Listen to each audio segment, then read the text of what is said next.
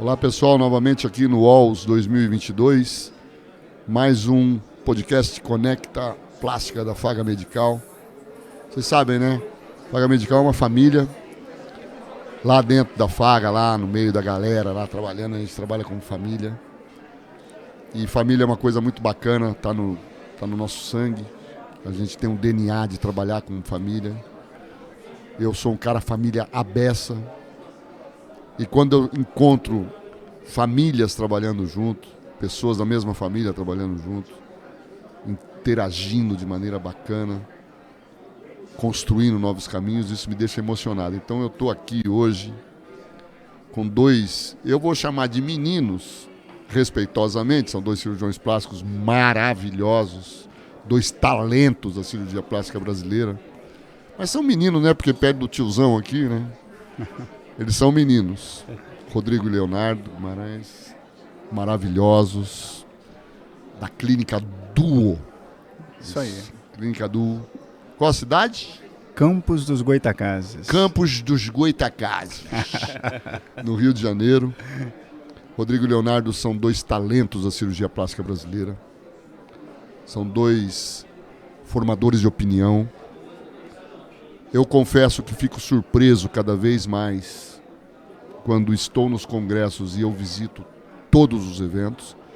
Em todos os eventos eles estão presentes, sempre acumulando conhecimento, transmitindo conhecimento, agregando. São sempre com esse sorriso maravilhoso que eles têm no rosto.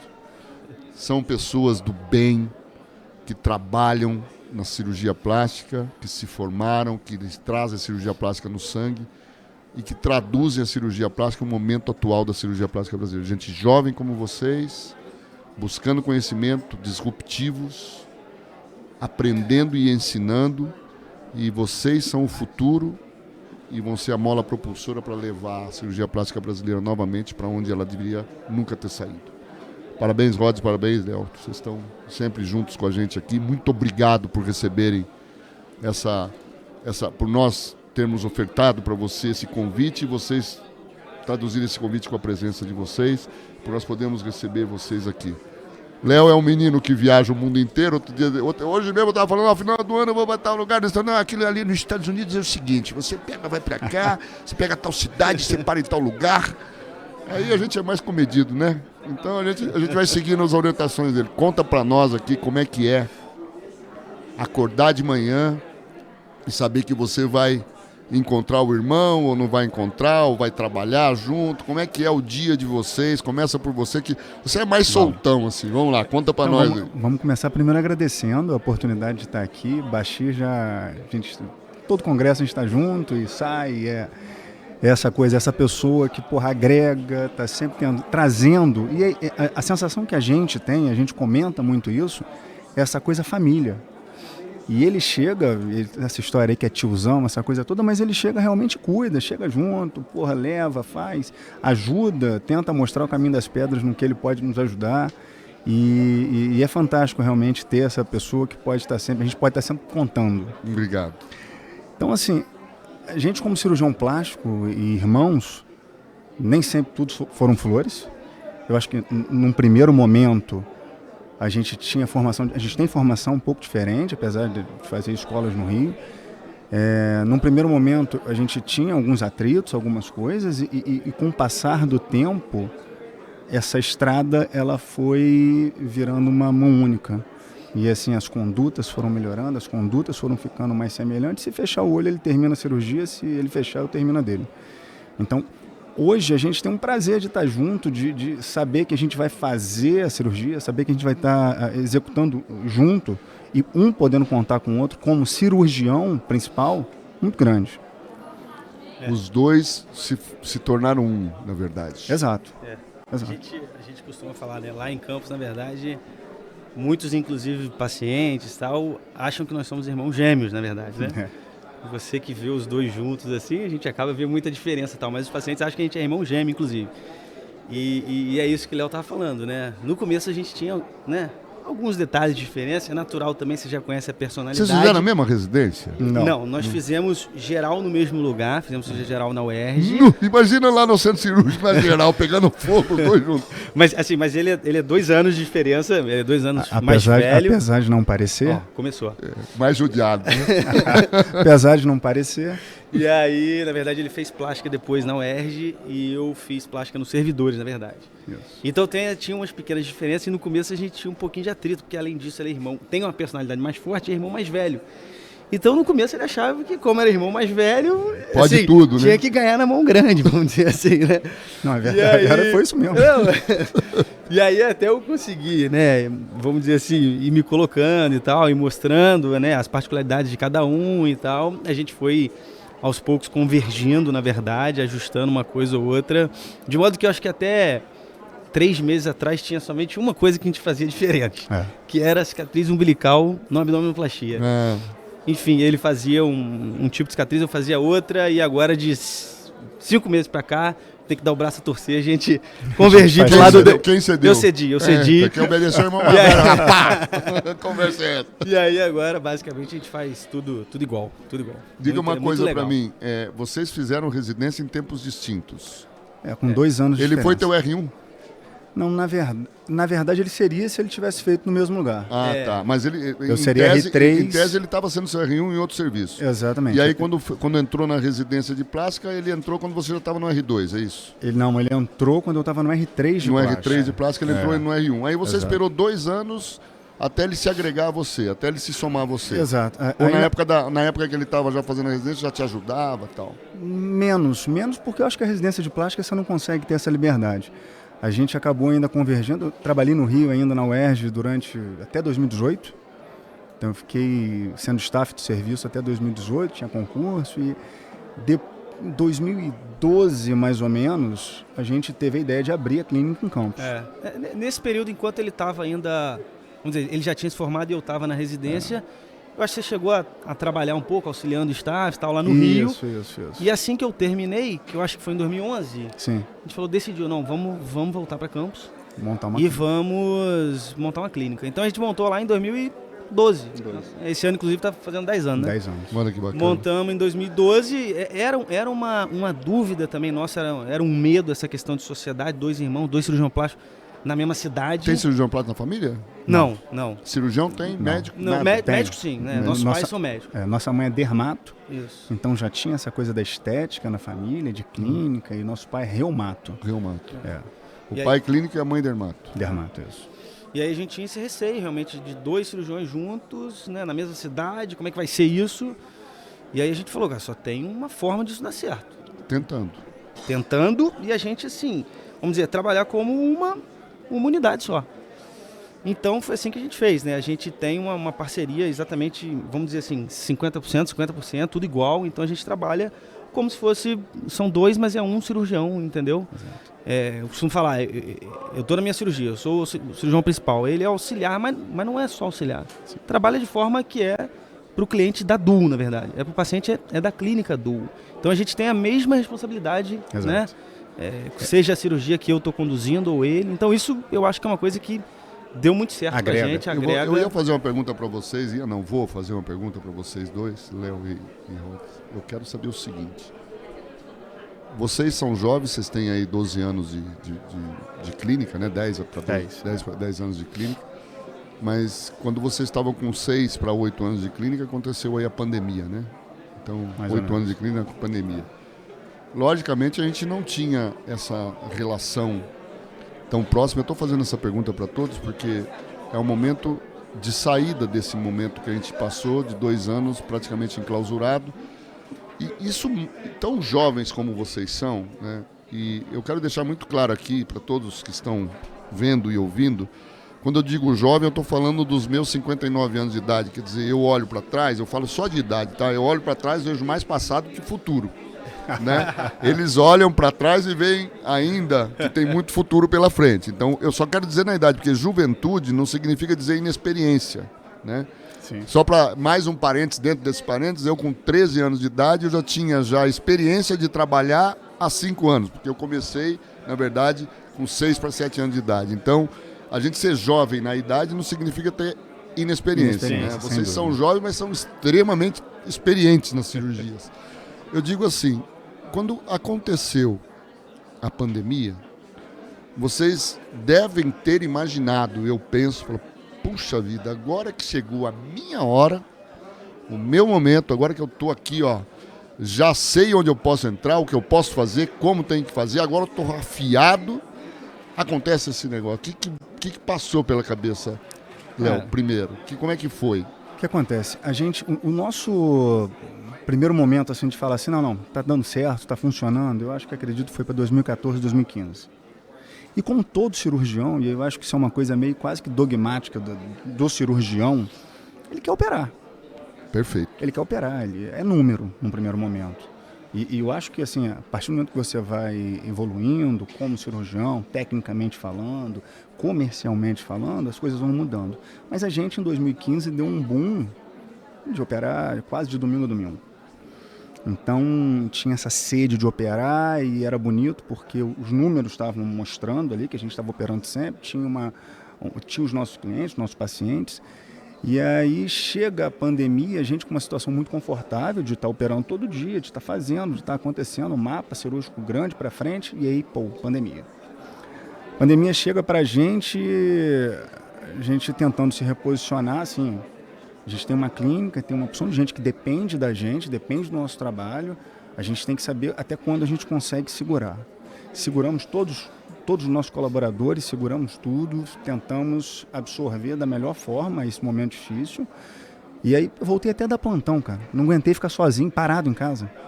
Voltei até a dar plantão. Você foi para a linha de frente, cara, então, Léo? Minha esposa era recém-formada, médica, foi ajudar no plantão. Você já tinha filhos, não? Não, eu não tenho, ele tem.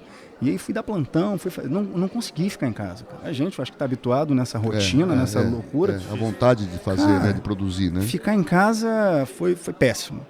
E aí voltei, foi voltar de novo ao hospital, voltar de novo para essa linha de frente foi diferente, foi com mais experiência, com mais tempo.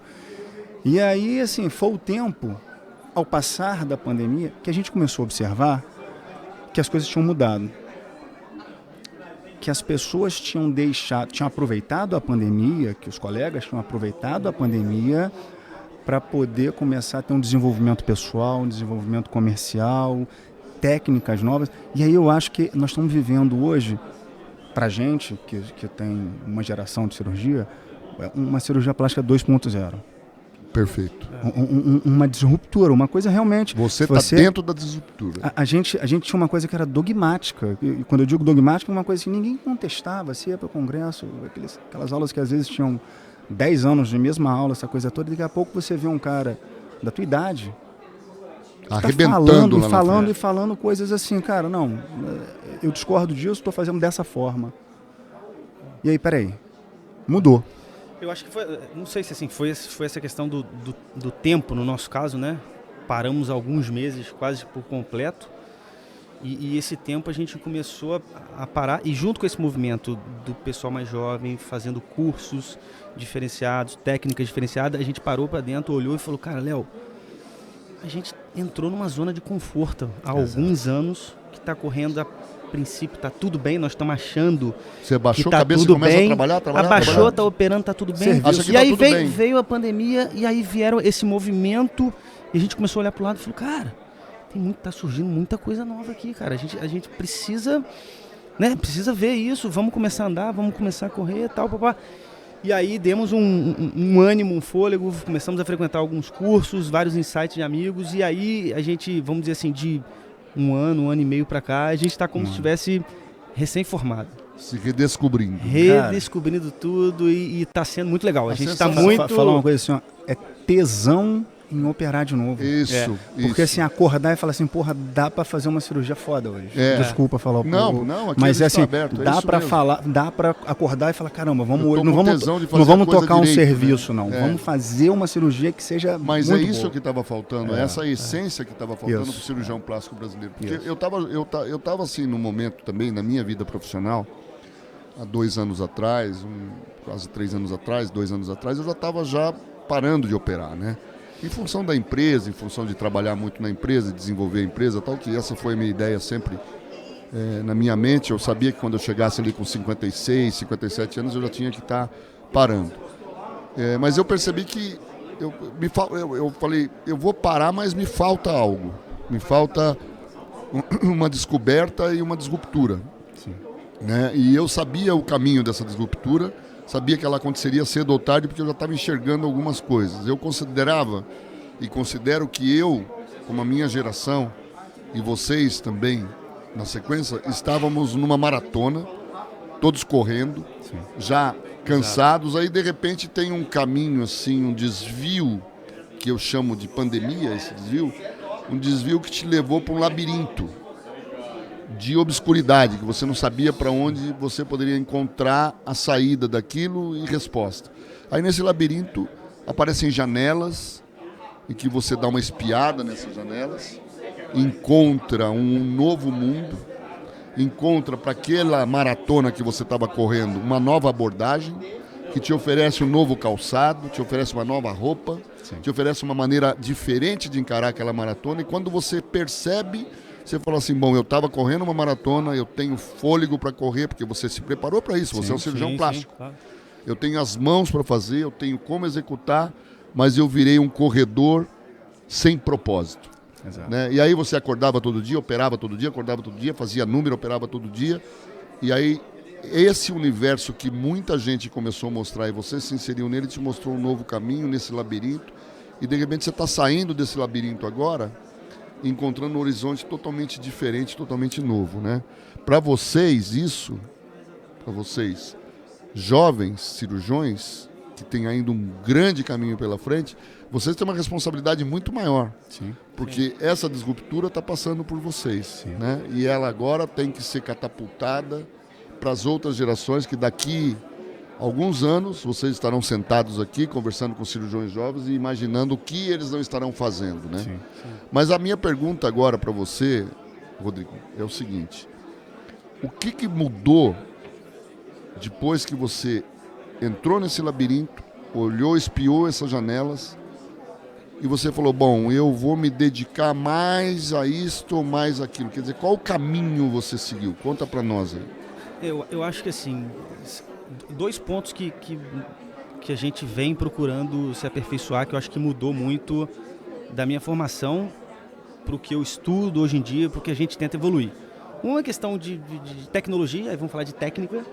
Na minha formação não tinha tantas tecnologias, não existiam tantos aparelhos, eu não aprendi a usar um Renuvium, eu não aprendi a usar um Vaser, não tinha, quer dizer, Vibro tinha, mas eu usei pouco, então a gente tem que se adaptar a isso. E uma outra realidade, que é uma coisa que assim, eu particularmente gosto, lá na clínica eu faço muito, é a parte de gestão, de administração, que, por exemplo, antigamente não se falava. Como a gente falou, a gente é operador, a gente gosta de operar, né? Mas a gente nunca entendeu de gestão, de marketing e tal. Então, isso foram duas coisas que a gente tem tentado, vamos dizer assim, dar uma atenção, tão quanto a parte técnica, e que assim, a gente aprende com os colegas que é quase tão importante quanto, né? Transformar aquela vida fora do centro cirúrgico. Né? Isso, assim, enxergar a clínica de cirurgia não só como, vamos dizer assim, um consultório, uma clínica, mas como uma empresa. É uma empresa. Profissionalizar. Então, essas foram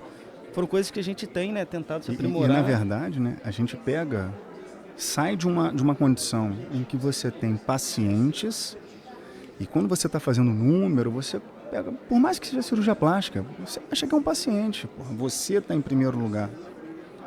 Você está ajudando. Você se coloca ali. E hoje eu acho que você coloca uma situação em que você quer dar uma experiência para aquele cliente, para aquele cara que está chegando, para aquela pessoa que está chegando, você quer dar um melhor.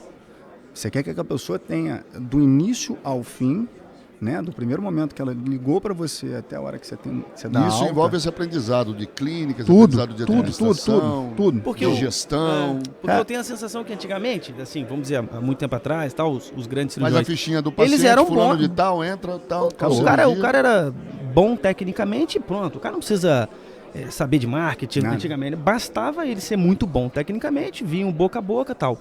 E aí a gente vê hoje em dia cirurgiões muito novos, muito bons tecnicamente, mas que tem uma outra visão, uma outra estrutura. Uma outra abordagem. E que estão em outro patamar, às vezes muito maior do que cirurgiões muito antigos, às vezes, tal, que tecnicamente eram muito bons. Então, isso que eu acho que, né, mudou muito e, né, fez muita diferença pra gente. E principalmente, isso aí eu acho que é uma coisa que tem que falar, a gente aprendeu a valorizar o nosso trabalho de uma maneira que a gente não valorizava. Exato. Né? A gente aprendeu a dar valor de uma coisa que a gente sempre, às vezes, minimizou. Transmitir esse valor através de um ticket. Sem dúvida, sem dúvida. Porque antigamente, você chegava, vou botar uma prótese de mama. Uma prótesezinha. Pra mim é 30 minutos, tá bom? Tá. Uma lipinho. Tá bom. Vai fazer uma lipinho de dorso e... Não, cara. Hoje mudou tudo.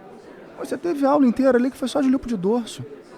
O cara falando, uma cirurgia de 1h30, só falando sobre enxerto, isso. Como aborda, assim, como faz. Como aborda, como faz. Então, assim, a gente dava o próprio tiro no pé.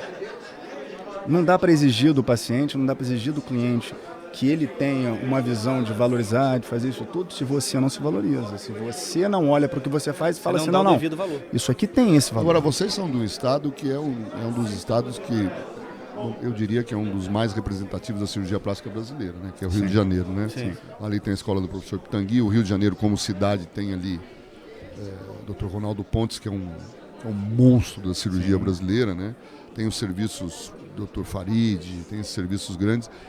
E, logicamente, repetindo o próprio professor Pitangui, que foi, vamos dizer, o que originou tudo isso. O que o carioca, o que a velha guarda, a velha geração, o pessoal, qual a percepção de vocês sobre como eles estão enxergando esse momento da cirurgia? Quer dizer, eles estão realmente também entregando os pontos, dizendo, bom, eu preciso modificar, ou vocês acreditam que a visão deles ainda é pragmática e que ainda não concorda muito com essa conduta que nós temos hoje na cirurgia plástica de mostrar para o mundo aquilo que a gente faz? A disruptura, ela chega em tempo diferente para as pessoas, né? Assim, eu acredito que para colegas nossos tenha chegado antes, para a gente chegou depois e essa coisa, mas mais cedo ou mais tarde a água bate na bunda do cara. Não tem para onde correr. Porque assim, se você já tem um ticket alto, às vezes você não para pensar nisso. Agora, se o cara tá ali, achando que ele tá na dele, não tem como tá subindo. Se ele tá num patamar, provavelmente ele tá descendo. Na verdade, é aquela frase que, né, que até o colega nosso Ícaro, não existe estabilidade. Você tá subindo, você tá descendo. Não tem. Não tem. Estabilidade não tem. Nem um voo de cruzeiro a 35 mil pés está estável, ele está sempre flutuando um pouco. Isso vai chegar na velha guarda. Já está chegando. E você tem que saber. Eu acho que o exemplo é esse evento, né? Lógico. O professor Saldanha, por exemplo, fazendo um evento desse, né? Não, a gente comentou isso. Falei, cara, como é legal. O cara com tanto tempo, se ele quisesse falar assim, não, eu estou aposentado já, não quero trabalhar mais. E tá aqui curtindo, fazendo, tendo essa disposição, né, para estar passando para os outros. Então, assim, seria melhor se todos tivessem isso, né? Se essa percepção fosse mais ampla. Não sei se é ainda. Eu acho que vai chegar o tempo, né? Vai chegar o tempo que vai ter que... Não tem como, né? Não tem como fugir, é inexorável, né? Eu queria fazer uma pergunta para vocês, técnica agora, sim, de cirúrgica, né? Vocês fazem lipoaspiração, realizam lipoaspiração e contorno corporal. Vocês têm uma metodologia pré-estabelecida de começar pelo dorso e depois virar paciente, começa pela frente, vira o dorso, e a lipoenxertia, glúteo, em que momento você faz, o abdômen, em que momento, quando é combinada mama e lipo, como é que funciona isso? Então, como a nossa rotina é sempre operar, a gente opera todos os pacientes juntos, né? Então, a nossa rotina é sempre assim.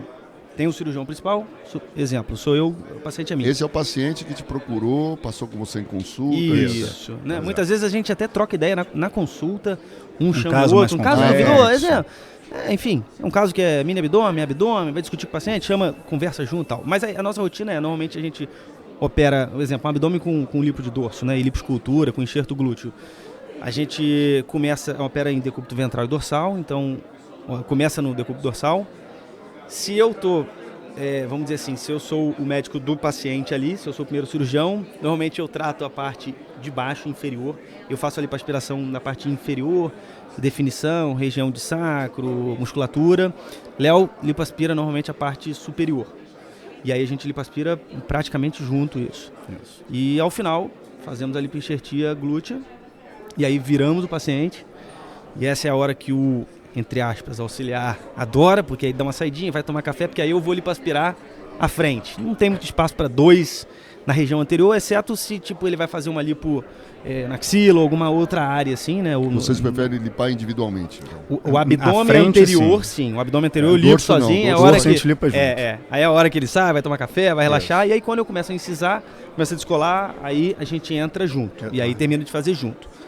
Se for, essa é uma lipoabdominoplastia clássica, né? Agora, se for com mama, né? Isso. Como é que a gente Não, faz? se for com mama, por exemplo, uma prótese de mama com abdômen. Então a gente na frente começa lipando. Rodrigo, se for minha cirurgia, comecei lipando, marquei o abdômen, marquei a mama, fiz toda a marcação, incisão, isso tudo. Na hora de começar a incisão do abdômen, a mama também, a gente começa com a mama também. Ah, vai pela mama. Não, a gente começa os dois juntos. Os dois juntos. Começa os dois juntos e faz a cirurgia junto. Então o tempo de vocês é muito bom, Não, né? então isso que eu ia falar. A gente primeiro tem um cuidado muito grande com o tempo cirúrgico. Então a gente... Eu sempre considerei isso um ponto crítico. Não, eu não consigo admitir uma cirurgia com mais de 5, 6 horas. Se eu indiquei uma cirurgia que demorou... Se eu indiquei uma cirurgia que demorou mais de 6 horas, provavelmente eu fiz um planejamento... Alguma coisa tá errada, né? Subestimei alguma coisa. Tá? Então assim, a gente tenta... É que hoje em dia todo mundo justifica muito pelo lado da tecnologia, né? Eu sei, mas então você tem que diminuir. Então tem que diminuir. Diminuir a associação.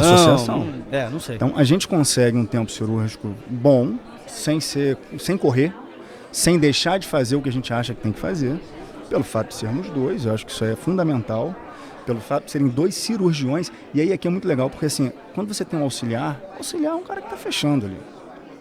Salva algumas exceções, lógico. Ele é um cara que, ele está seguindo uma ordem ali, fecha, exatamente. Faz. A gente tem a autonomia de mudar uma marcação, de fazer, para melhorar. Porque é meu interesse que a cirurgia dele... Que vocês é meu interesse que a cirurgia dele seja boa e é interesse dele que a cirurgia minha seja boa, né? Então, eu acho que assim, tempo cirúrgico a gente é muito criterioso, a gente não bota a cirurgia que fique acima de 5, 6 horas, tá? Usa a tecnologia hoje, então a gente tem a vibrolipoaspiração, tem a aspiração ultrassônica, eventualmente faz o Renuvium, dependendo do paciente, e aí é isso. Com indicação precisa. Com indicação precisa, também a gente não bota para todo mundo, porque eu acho que você tem a limitação da técnica. Você insere a passagem de tecnologia no ticket? Vocês fazem isso? Sim. A gente não tem um aparelho, então atualmente a gente aluga, né?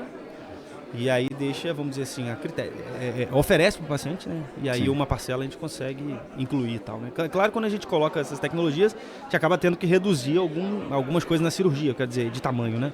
Às vezes uma combinação com a mastopexia com o abdômen, talvez a gente já não vai combinar, então de acordo com isso aí a gente vai Eu acho muito legal vocês abordarem esse tema do tempo cirúrgico, porque o tempo cirúrgico é uma coisa que eu sempre me preocupei muito na minha prática, né? Eu não vou falar números, mas eu tenho assim uns 100 números de cirurgia realizada, algumas, e a minha época era um pouquinho diferente, né? A gente operava gente grande, sarada, né? E tinha que fazer lipo, abdômen e tal. A Fabiana, minha mulher, que falou, a esquerdinha começava a comer rápido e tinha que ser rápido, né? Eu digo o seguinte, eu sempre me preocupei em dois temas tópicos principais na sala de cirurgia. A primeira delas é a concentração. Eu sou um cara muito alegre, você sabe, extrovertido e tal, mas na cirurgia muito, muito concentrado. E junto dessa concentração, a temperatura. A temperatura da sala eu nunca deixei cair abaixo de 22 graus. Esse é um tema que eu sempre... O pessoal gosta de operar no gelo, né? Não, a gente tem essa preocupação hoje. É fundamental. Cara. E a segunda é o tempo cirúrgico. Eu nunca me permiti ficar numa cirurgia mais que 6 horas e meia, vamos dizer. Assim, e era cirurgia longa, né? Não pode. Agora, vocês estão percebendo que o uso de tecnologia, ele tem obrigado o cirurgião a aumentar esse tempo cirúrgico, ou vocês percebem que dá para adaptar fazendo indicações mais precisas e suprimindo alguns dos procedimentos? Eu vou mais longe. Eu acho que não é nem só a tecnologia. É de fato a complexidade das cirurgias. Antigamente faz uma incisão no sulco, descola com o dedo, igual eu aprendi, empurra a prótese, entre aspas, e tchau. 30 minutos, acabou. Aí hoje não. Faz uma incisão, dual plane, customizado, alça lateral, lipoenxertia híbrida, cirurgia híbrida e papapá, já tem uma lipinho no abdômen para colher a gordura, pronto, a cirurgia já foi de mama, por exemplo, para 2 horas. É isso mesmo. Exato. Então, assim, é inevitável, se a gente quiser evoluir, vamos dizer assim, na qualidade, na duração dos resultados, na qualidade dos resultados, o tempo cirúrgico aumentou. E aí eu acho que, assim, é a gente se adaptar, né? Sim, sem dúvida. Reduzir um pouco o tamanho, as associações. O que não pode é o excesso de tecnologia justificar o excesso de tempo. Esse é um ponto importante. Né? Não pode. Porque, me permite fazer uma pergunta? Faça. Léo, em cima do que o Rodrigo falou. Cirurgia de mama, implante mamário. Descolar com o dedo, levantar a loja, hemostasiar, implante, fechamento, 30 minutos. Os 2 lados. Isso é um cirurgião básico. Sim. Tá certo. Você tem um resultado X. Descolar a mama, não utilizar a gaze, como o Adel fala. Dual plane, hemostasia, perspectiva, tudo. 1h30, 2 horas de cirurgia. Enxerto, mama híbrida, 1h30, 2 horas de cirurgia. A contribuição que isso dá para a primeira hipótese de resultado e para a segunda, a sua experiência mostra que vale a pena isso tudo? Vale. Não vale. Se não valer, vocês não estariam fazendo. Primeiro, é mudança de conceito. A gente deixou de simplificar para poder entender anatomicamente cada tipo de cirurgia e, baseado na anatomia, tentar oferecer o melhor, o mais duradouro, isso tudo para o paciente. Então, assim, numa prótese de mama, que a gente antigamente fazia, era isso, meia hora, 40 minutos estava pronto, qual a durabilidade desse resultado? Muitos pacientes ficavam 10, 15 anos e estava ótimo. Mas uma parte grande, você ia ter flacidez, essa prótese ia pesar. Não tinha outra. Não tinha opção. E aí você viu o cara falando, você vê um Thiago Cavalcante que chegava, já está há mais tempo falando, o Tepes fala isso há 20 anos. Aí ele começa a falar e eu falo assim, porra, esse cara tá inventando moda, esse cara tá fosforilando em cima de uma coisa simples. E aí, na verdade, não. Ele tá mudando o conceito. Tá mudando a forma com que a gente encarava. É aquilo, é deixar de achar que é uma lipinho, deixar de achar que é uma prótese de mama. Entra naquilo que você falou, que está valorizando o seu trabalho. Lógico. Você não está fazendo uma coisa simples, que qualquer um pode fazer, né? Esse é o caminho. Assim, a gente fala assim, parece trivial, mas na verdade assim, a gente está vivendo essa transformação. Exato. Tipo assim... Por isso é muito importante esse depoimento de vocês. E é muito de cada um, né? Vamos dizer assim... Às vezes você, nas suas mãos, um determinado tipo de cirurgia, uma redução de mama pesada, uma técnica dual plane, papapá. Eu, por exemplo, eu falo por ele também, sim, não é a nossa rotina fazer, por exemplo, uma redução com a próstata dual plane. Nós estamos caminhando aos pouquinhos. As mamas pequenas, a gente já faz, né, tudo dual plane, média também, grandes ainda não. Então, assim, estamos experimentando. Não quer dizer que tudo vai dar certo. Na plástica tem muito isso, né? Vai, volta, mas no momento o que a gente tem visto são mudanças, né, para melhores. Claro que nós somos jovens, assim, para dizer, não tem tanto tempo dessas mudanças, mas é principalmente, assim, no que eu vejo no longo prazo, de sustentação, especificamente dessa cirurgia. Porque você botar uma prótese no subglandular e no submuscular, me arrisco a dizer que no pós-operatório imediato, a subglandular está mais bonita. Exato. Se for para vender paciente, o peixe, o paciente não consegue nem ter essa percepção 3, 6 meses, não consegue. Então você tem que ter argumentos, entre aspas, assim, e dados, registro fotográfico muito bacana, até para conseguir falar para o paciente, não, olha só, fazer um dual plane, assim, assado, tal, na minha experiência é assim. E que às vezes envolve uma mastopexia, e que se fosse subglandular seria só uma inclusão. Então é questão de educar o paciente. A gente teve que se educar.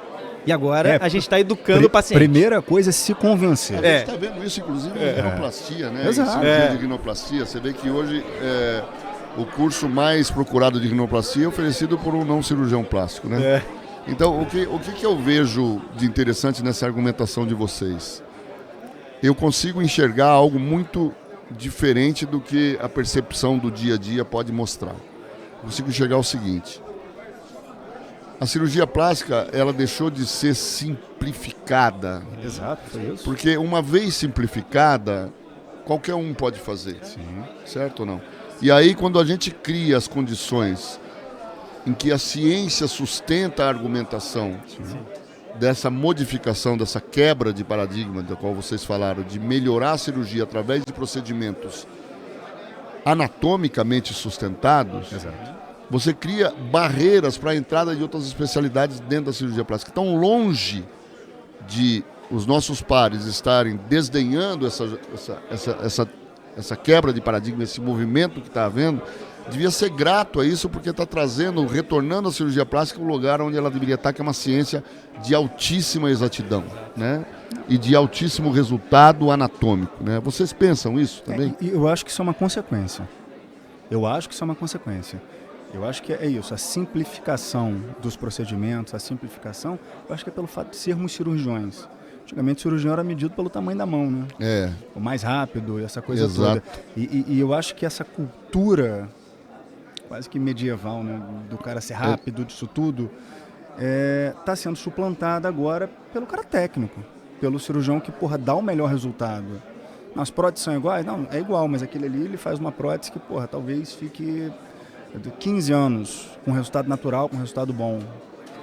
Então, assim, a gente vai deixando de acreditar em algumas verdades, as verdades são mutantes na vida e na cirurgia plástica também, para começar a acreditar em coisas novas, a começar a tentar entender melhor como que o corpo funciona, entender melhor como uma mama, como ela vai reagir ao longo do tempo. Como ela vai reagir, exatamente. Né? Como o corpo vai reagir. Exatamente. Mas dentro disso, você não acha que existe assim... Essa é uma pergunta um pouco capciosa, né? Você não acha que esse movimento da lipoaspiração de alta definição, porque ainda tem muito cirurgião aí, que está do outro lado ali, são todos nossos amigos, respeitamos a todos, eu particularmente respeito a todos. Tem muito cirurgião que ainda fala assim, esse pessoal que faz lipoaspiração de alta definição, vai ver essa hora que o paciente começar a engordar, o que vai acontecer? Vai virar uma tartaruga ninja, vai se tornar isso, vai se transformar naquilo, vai ter retração, o resultado vai se perder. Eu obviamente tenho minhas convicções, mas a minha obrigação aqui é perguntar para você. Perguntar para o Léo, perguntar para você. Aqui, Rodrigo Guimarães, o que ele pensa que vai acontecer lá na frente? Eu acho o seguinte, especificamente dessa questão da lipoaspiração, e é uma coisa que a gente estava conversando, vou fazer um gancho sobre esse assunto. Estava discutindo com o Léo sobre questão de eu vou chegar lá na resposta. Eu estava conversando com ele sobre a importância da nutrição, do nutrólogo, da atividade física. Eu vi uma aula ali, ou uma postagem que eu acho que foi aquela cirurgiã, a Carol May. Que ela botou, acho que foi no Instagram dela, cirurgia, mais atividade física, mais disciplina e tal. Onde eu quero chegar? Na verdade, assim, mas se ela engordar lá na frente, como é que vai ficar isso? Cara, os pacientes também têm que ter a responsabilidade deles. Nós também não temos a nossa, entre aspas, responsabilidade de entregar um melhor resultado, né? Se você, vamos dizer assim, vai comprar o seu carro na BMW, na Mercedes, se você fizer um mau uso daquele carro, você vai perder a garantia, entre aspas. Então, eu acho que esse argumento, mas se ela engordar lá na frente e tal, aí nós vamos ver vamos avaliar de outra forma. Aí ela não cumpriu com, né, vamos dizer assim, com a parte contratual dela. Vai ficar ruim, vai ficar... Pode ser que não fique bom. Mas aí também a gente não tem como controlar todas as variáveis. A nossa variável fez uma lipo convencional, uma lipo HD. Acabou a cirurgia, 3 meses depois, como é que tá? Compara uma com a outra, na minha opinião, tá? Bom, a lipo HD tá com resultado muito mais harmônico. A partir daí, se a paciente vai seguir com as orientações, manter um estilo de vida, porque se não for para manter, talvez a indicação da cirurgia foi errada. Exato. Que é o que todo mundo, né, fala. Parece fácil, mas, né, o Ricardo Ventura mesmo fala, ele é muito criterioso, só opera paciente com MC, né, muito próximo do normal. Então, se a gente for tentar controlar todas as variáveis, a gente está ferrado, assim, entre aspas, entendeu? Não, o mais importante, eu acho, é lógico que vai ter um boom, é lógico que vai ter um boom de resultado ruim, É lógico que vai ter um boom de operação Mesmo em porque está paciente. praticando isso. Exatamente. Isso daí é uma coisa que tudo que está muito em evidência, acaba que você vai ter, primeiro, um aumento dessa curva. Eu, durante toda a minha prática, nunca tive nenhuma complicação com transplante de fígado. Exato. Nunca fiz nenhum. Também, exato. Então, assim, cabe ao cirurgião, cabe ao profissional saber indicar. Hoje, assim, para qualquer pessoa, dizer não é muito difícil. Sim. O paciente aceitar que ele, às vezes, É não verdade. é muito difícil. Essa é uma verdade. E, em parte, não é culpa do paciente. O paciente não é obrigado a saber quem é que tem que ser indicado, quem é que não tem que ser. A gente hoje tem um papel dentro do nosso Instagram educacional. Olha Hoje que a gente, bacana isso. hoje a gente todo dia, na hora que está operando, está falando, a gente está procurando alguns assuntos sobre cada cirurgia que a gente está fazendo para educar. E é legal que o reflexo são pacientes que chegam, doutor, poxa, eu queria fazer o sutiã interno, porque Olha aí, isso, cara. porque eu gostei, porque eu acho que vai diminuir a queda ao longo do tempo, o posicionamento. E os pacientes vão aprendendo, os pacientes vão ficando mais educados. E aí, quando você fala uma falta de educação, uma ignorância, ele não tem culpa, pô. Ele não tem culpa. Você pega um outro médico, um outro colega que não tem vivência de cirurgia plástica, ele não sabe. Ele acha que um cirurgião plástico é um semideus que pode fazer o que for. Que o paciente tem que ficar contente. Que tem que ficar feliz. porque dá para fazer qualquer coisa, dá para levantar, dá para botar. Você pega o colega que opera com a gente, às vezes eu tô rindo, porra, acho legal o mama, mas porra, botar uma cicatriz em T invertido ou um L, pô, não tem como botar só lá embaixo, não? A mão Então, assim, no umbigo. No umbigo. Então, assim, as pessoas não têm obrigação. Nós temos a obrigação de passar, pelo menos assim, saber indicar e saber, o mais difícil, contraindicar. Conta pra mim uma coisa, vocês dois. São pessoas tão queridas e tão valorosas pra mim. Futuro. O que vocês estão programando pro futuro? Qual que é a ideia de vocês para a carreira de vocês? Qual é a ideia de vocês dois para essa parceria maravilhosa que vocês têm? E até onde vocês querem ir? O que vocês estão buscando e onde vocês vão chegar? A gente divide essa resposta assim, a gente tenta fazer um planejamento para daqui a um ano, um planejamento para daqui a 5 anos. E a gente tem, de um ano para cá, tem um ano mais ou menos, 10 meses de desenvolvimento dessa mudança, dessa disruptura para a gente, tá? Em que a gente está colhendo fruto de melhor atendimento, de melhor evolução, de melhor experiência, tecnicamente cirurgias melhores. Aí a gente quer continuar. Hoje, assim, a gente tenta a cada 2, 3 meses visitar alguém, conhecer alguma prática nova, alguma rotina nova, como é que é a gestão da clínica de um amigo, de um colega, vamos viajar, vamos. Porque não tem jeito, acho que só trocando mesmo que a gente vai conseguir melhorar. Não tem para onde escolher. E esse crescimento, como é que vai ser, Rodrigo? Como é que vai ser esse avançar aí? Eu tenho dificuldade, assim, para, vamos dizer assim, criar metas ou tentar enxergar a muito longo prazo, vou ser sincero.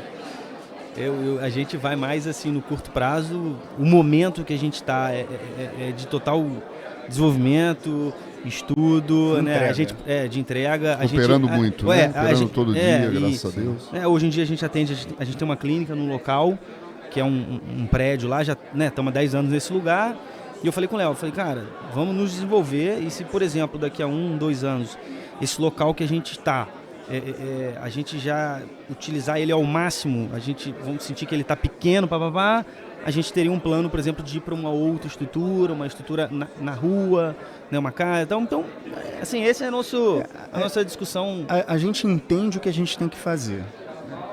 A gente entende qual seria o cenário ideal para a gente trabalhar. Não é fácil. Sim. Colocar em prática, envolver as pessoas. São decisões, né? Não, envolver, fazer com que os colaboradores tenham essa noção que o que a gente quer, até onde a gente quer chegar, até onde a gente quer, não é fácil. A gente está buscando de todas as ferramentas para poder engajar a equipe, para poder fazer com que os pacientes entendam que a gente está querendo melhorar, onde a gente quer chegar, essa coisa toda. Mas não é de uma hora para outra. Não é. Mas tem que ser feito. Mas nada acontece do dia para o outro, né? Sim. Muitas vezes tem que acontecer uma tragédia para ver uma disruptura. Você vê aí, a gente saiu da pandemia e aconteceu o que está acontecendo, né? Exato. Mas é muito legal esse. Se fosse fácil também demais, talvez não. Eu não sou muito fã de coisa fácil, não. Eu acho que fácil tem que ser assim, o caminho de volta para casa. Esse tem que ser fácil. Sempre, né? Voltar para o aconchego da família. Da esposa, dos filhos, esse caminho tem que ser fácil. O resto a gente tem que criar algumas barreiras para a gente poder ter um pouco mais, como disse O Léo, um pouco mais de tesão para fazer, porque senão, sem tesão também não se faz nada, hein? Sim. Nessa vida, né? Gente, olha, eu poderia ficar conversando aqui, eu peço até desculpa para Ana, porque esses dois para mim são dois queridos assim do coração. Poderia ficar conversando aqui até amanhã. Muito obrigado por vocês estarem aqui, Rodrigo, Léo. Vocês são pessoas, eu quero que vocês saibam, em público, que a gente se conhece há não muito tempo. Eu não digo pouco tempo, porque não é, mas não é muito tempo. Exato. Que a minha idade pudesse dizer que é muito tempo. Então a gente conhece há não muito tempo, a gente se conhece há não muito tempo. Eu tenho um carinho por vocês muito grande, viu? Porque vocês são a representação dos meus valores. Irmãos trabalhando juntos, com um propósito único de crescer, de desenvolver, de ajudar a sociedade. Léo, obrigado pelas dicas sempre. Às vezes a gente sai para jantar nos congressos aí, o Léo falava, Xê, e aí, cara, como é que tá? Você tá cansado ou não? Eu falei, pô, Léo, tiozão, não aguenta essa pegada, meu velho, deixa pra mim que eu vou dormir, pô. Muito obrigado por estar sempre me chamando, sempre me convidando para estar perto de vocês. Muito obrigado mesmo, do fundo do coração, vocês são muito queridos para mim, para a Faga Medical, vocês são parceiraços da Faga também. Muito obrigado por confiar na nossa empresa. Aqui durante a entrevista vocês viram que a Faga Medical é uma empresa totalmente aberta, diversas vezes foi falado em nome de outros aparelhos, porque aqui a gente está num ambiente profícuo de transmitir conhecimento, experiência e mostrar para o cirurgião plástico brasileiro, para o público, que nós somos abertos a aprender, a ensinar e a trazer os valores que pessoas com o peso do valor moral que tem esses dois meninos, eles podem traduzir para vocês e trazer para vocês para melhorar a vida de vocês. Deixo com vocês a palavra final, viu? Tá, eu queria também agradecer, enfim, pra gente também é uma honra e dizer que assim, a recíproca é totalmente verdadeira. A gente já, na verdade, era cliente da Faga antes, né, da amizade. Mas parece hoje em dia que as coisas se inverteram. A gente se sente até muito mais amigo por essa relação que a gente se estreitou agora, né, da pandemia para cá, do que até como cliente. Então, pra gente também é um prazer enorme estar falando aqui com vocês. Espero a gente se encontrar em muito mais outras oportunidades aí. Se Deus quiser. Seguir sempre essa parceria. Estaremos juntos sempre, meu amigo. Sempre. É um prazerzão. Léo, obrigado, viu? Rod, obrigado, gente. Muito obrigado mais uma vez. Esses dois monstros aqui, dois queridos amigos da cirurgia plástica, que sejam muito felizes, que a vida de vocês seja profícua, cheia de felicidade, cheia de energia positiva. Continuem juntos, continuem pensando na família, continuem pensando na união, porque a união é que faz uma família ser feliz e a família Faga é feliz porque tem gente como vocês que participa dela. Conecta Plástica, sempre juntos. Faga Medical com vocês. Esperamos para o próximo episódio. Um grande beijo. Bashir se despede. Tchau.